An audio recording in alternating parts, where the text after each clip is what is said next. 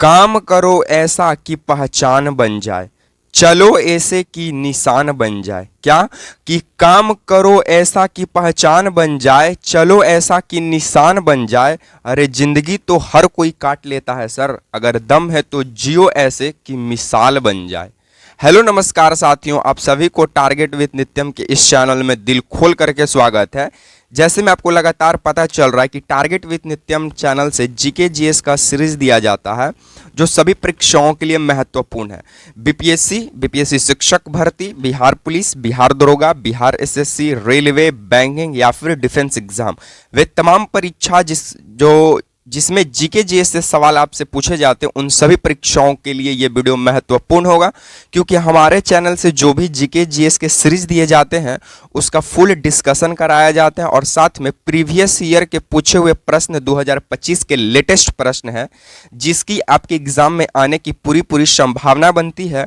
और हमसे ये वादा करते हैं कि अगर आप इस चैनल से जीके जीएस की तैयारी करते हैं तो आपको आगामी परीक्षा में अगर आप बैठते हैं तो आपसे जीके जीएस का एक भी सवाल छूट नहीं पाएगा, क्योंकि हमारे चैनल से जो भी जीके जीएस के सीरीज चलाए जा रहे हैं वे सभी 2025 के लेटेस्ट पीवाई क्यूज हैं जो आपसे आगामी एग्जाम में पूछने की पूरी संभावना बनती है।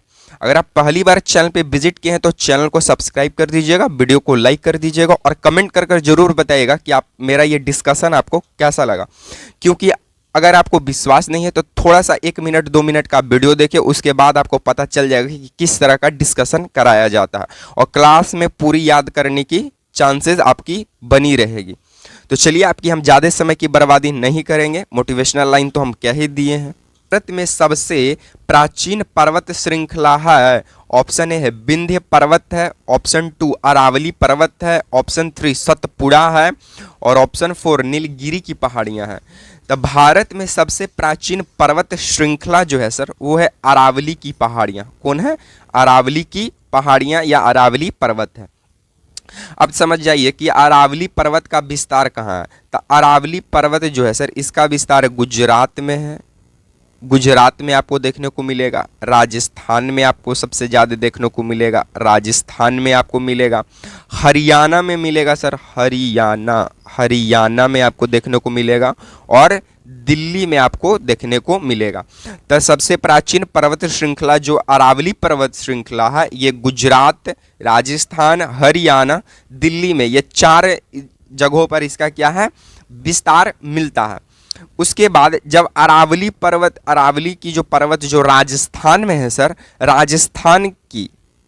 राजस्थान में पर्वत जो है किसका? अरावली का। तो आपसे पूछ देगा कि अरावली पर्वत का सबसे ऊंचा चोटी क्या है? सबसे ऊंचा चोटी कौन सा है? तो अरावली पर्वत का सबसे ऊंचा चोटी है गुरु शिखर। क्या है? गुरु शिखर है और माउंट आबू राजस्थान में ही पाई जाती है। गुरु शिखर है जो कि माउंट आबू राजस्थान में पाई जाती है। कहाँ पे पाई जाती है? राजस्थान में। तब अरावली पर्वत का जो सबसे ऊंचा चोटी है गुरु शिखर, ये माउंट आबू राजस्थान नामक जगह पर पाई जाती है। ठीक है सर, इतना तो आप समझ गए होंगे, तो आप इसे नोट कर लीजिए इतना दूर को। साथ में इसकी जो शुरुआत है, इसकी जो बनावट यानी कब बना था, तब प्री कैम्ब्रियन काल में ये बना था। कब बना था? प्री कैम्ब्रियन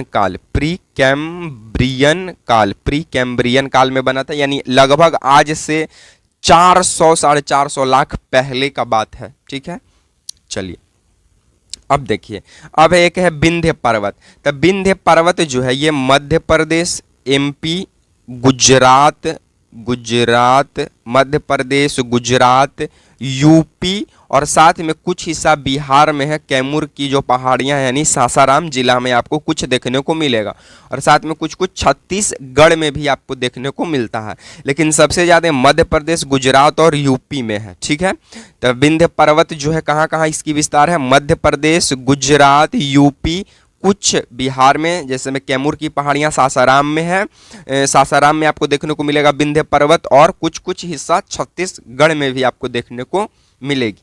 आप इसे भी नोट कीजिए, हम यहाँ पे भी इरेज करेंगे। चलिए अब देख लीजिए सतपुड़ा। सतपुड़ा की बात करें तो सर तो इसकी पूरी विस्तार ज़्यादातर मध्य प्रदेश हिस्सा, फिर गुजरात, फिर आपको महाराष्ट्र और आपको छत्तीसगढ़ में देखने को मिलेगा। सतपुड़ा पर्वत की श्रेणी आपको मध्य प्रदेश, गुजरात, महाराष्ट्र और छत्तीसगढ़ सर। अब हम देख लेते हैं नीलगिरी की पहाड़ियाँ। नीलगिरी की पहाड़ियाँ की बात करें सर तो इसे ब्लू माउंटेन कहा जाता है। क्या कहा जाता है? ब्लू माउंटेन कहा जाता है सर। ठीक है, तो नीलगिरी की पहाड़ियाँ को ब्लू माउंटेन कहा गया। ये कर्नाटक, केरल और ज़्यादातर अधिकांश हिस्सा तमिलनाडु में इसकी पाई जाती है। नीलगिरी की सबसे ऊंचा चोटी का क्या नाम है? तो नीलगिरी की सबसे ऊंचा चोटी का नाम है दोदा बेटा। क्या नाम है? दोदा बेटा नाम है। इस बात को भी आपकी जानकारी होनी चाहिए सर। आई होप आप इसे पूरा जितना हम लिखवा रहे हैं इससे रिलेटेड आप उसे नोट कर लिए होंगे। तो चलिए हम नेक्स्ट प्रश्नों की ओर हम लोग आगे बढ़ते हैं।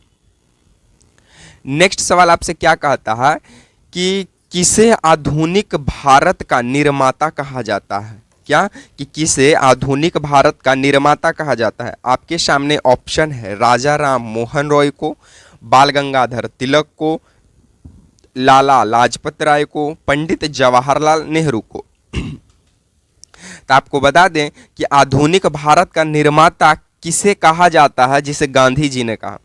किसे आधुनिक भारत का निर्माता कहा जाता है? गांधी जी। यानी कि आधुनिक भारत का निर्माता किसे कहा गया था? ये किसने कहा? गांधी जी ने कहा था। तो गांधी जी के द्वारा किसे आधुनिक भारत का निर्माता कहा गया? तो बाल गंगाधर तिलक को। किसे कहा गया? बाल गंगाधर तिलक को। बाल गंगाधर तिलक को सर भारतीय क्रांति का जनक भी माना जाता है। क्या? भारतीय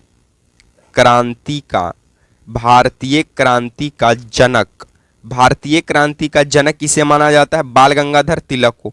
लेकिन ये कहने वाले व्यक्ति थे पंडित जवाहरलाल नेहरू। पंडित जवाहरलाल नेहरू भारतीय क्रांति का जनक बाल गंगाधर तिलक को कहते हैं सर। उसके बाद बाल गंगाधर तिलक जो है ये 1890 में, कब? 1890 में कांग्रेस में शामिल होते हैं। कहाँ शामिल होते हैं? कांग्रेस में शामिल होते हैं। और लगभग 5 साल बाद यानी 1895 में ये क्या करते हैं? संविधान सभा का मांग करते हैं। क्या करते हैं? संविधान सभा का मांग करते हैं। बाल गंगाधर तिलक जो है सर ये एक गरम दल के नेता थे। किस दल के नेता थे? गरम दल के नेता थे। और ये एक बार भी कांग्रेस के अध्यक्ष के पद पर नहीं रहे थे। इनका जन्म जो है वो 1856 में, कब? इनका जन्म 1856 में रत्नागिरी महाराष्ट्र में होता है। कहाँ होता है? रत्नागिरी महाराष्ट्र में इनका जन्म होता है। आई होप आप इसे नोट कीजिए, फिर हम इसे इरेज करेंगे। चलिए उसके बाद देख लीजिए राजा राम मोहन रॉय को भी आधुनिक भारत का जनक माना जाता है। आधुनिक भारत का जनक माना जाता है। लेकिन इनको कहने वाले गांधी जी नहीं थे। यहाँ बोल दिया एक शब्द गांधी जी, तब होगा बाल गंगाधर तिलक। सिर्फ बोलेगा आधुनिक भारत का जनक था राजा राम मोहन रॉय। राजा राम मोहन रॉय के द्वारा ब्रह्म समाज की स्थापना किया जाता है कोलकाता के अंदर।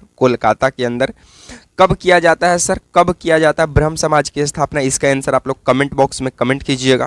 पंडित जवाहरलाल नेहरू स्वतंत्र भारत के प्रथम प्रधानमंत्री बनते हैं और योजना आयोग के प्रथम अध्यक्ष पंडित जवाहरलाल नेहरू रहते हैं, क्योंकि ये उस वक्त के प्राइम मिनिस्टर थे। आपको पता होगा कि योजना आयोग के जो अध्यक्ष होते हैं वो पीएम होते हैं, जो भी वर्तमान रहे।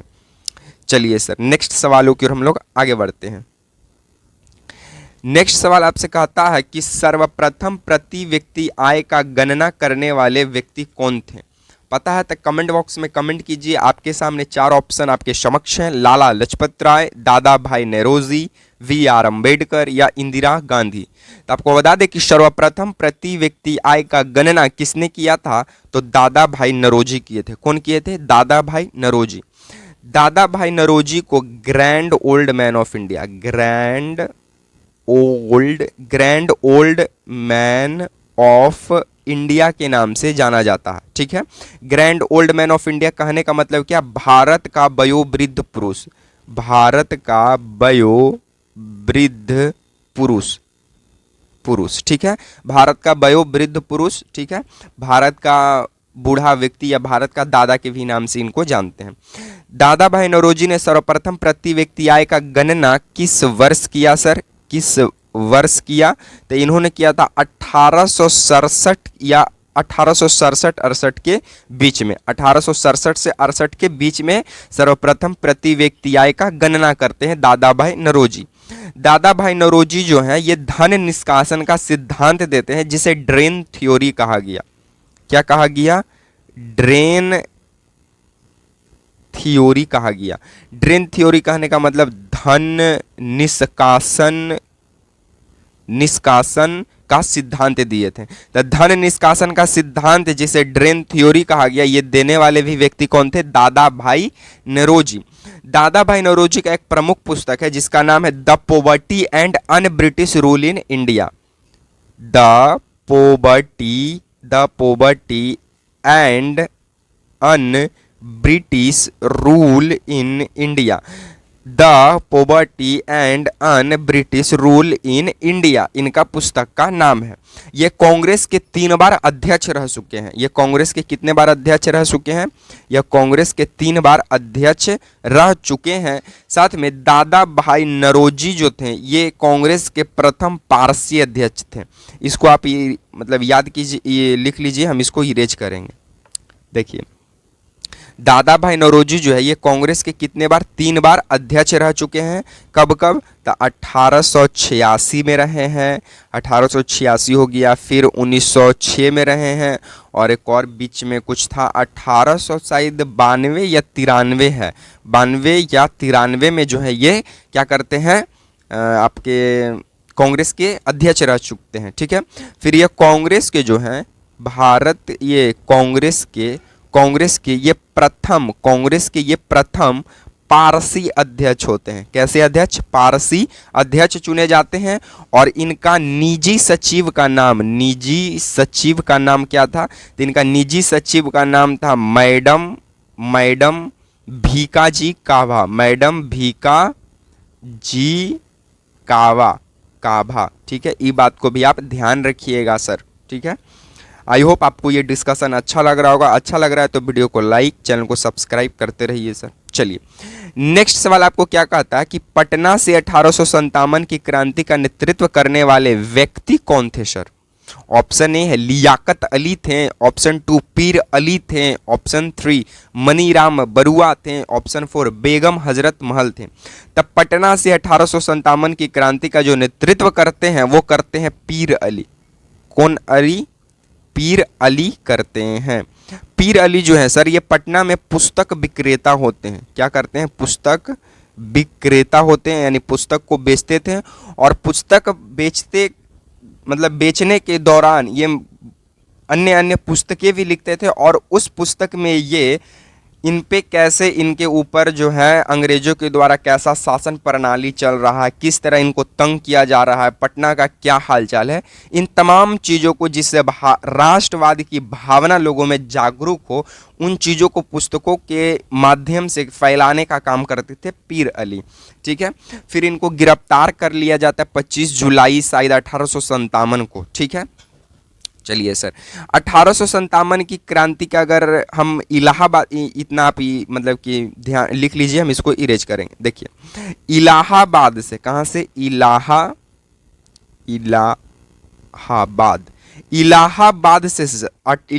से 1857 की क्रांति का नेतृत्व कौन करते हैं? लियाकत अली करते हैं।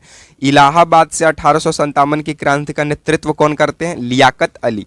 पटना से कौन करते हैं? तब पटना से करते हैं पीर अली। मनीराम बरुआ जो है ये असम से करते हैं। कहाँ से करते हैं? असम से 1857 की क्रांति का नेतृत्व करते हैं।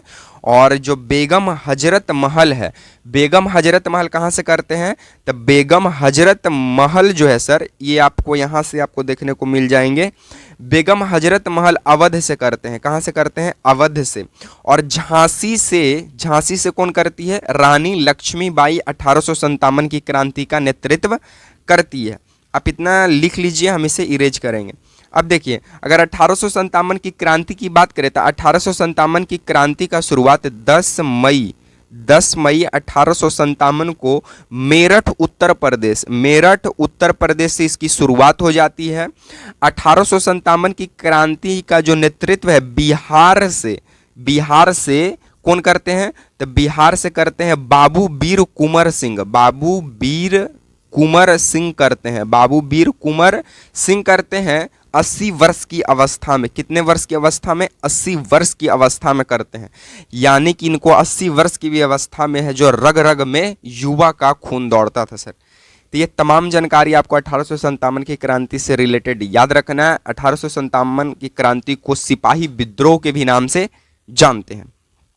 चलिए, तो आज को हम वीडियो को यहीं पे समाप्त करेंगे साथियों। आपको ये वीडियो कैसा लगा इसका आंसर आप लोग कमेंट बॉक्स में बताइएगा। अगर आपको वीडियो पसंद आया है तो वीडियो को लाइक कर दीजिएगा, शेयर कर दीजिएगा, चैनल को सब्सक्राइब कर दीजिएगा और कमेंट करना मत भूलिएगा, ठीक है।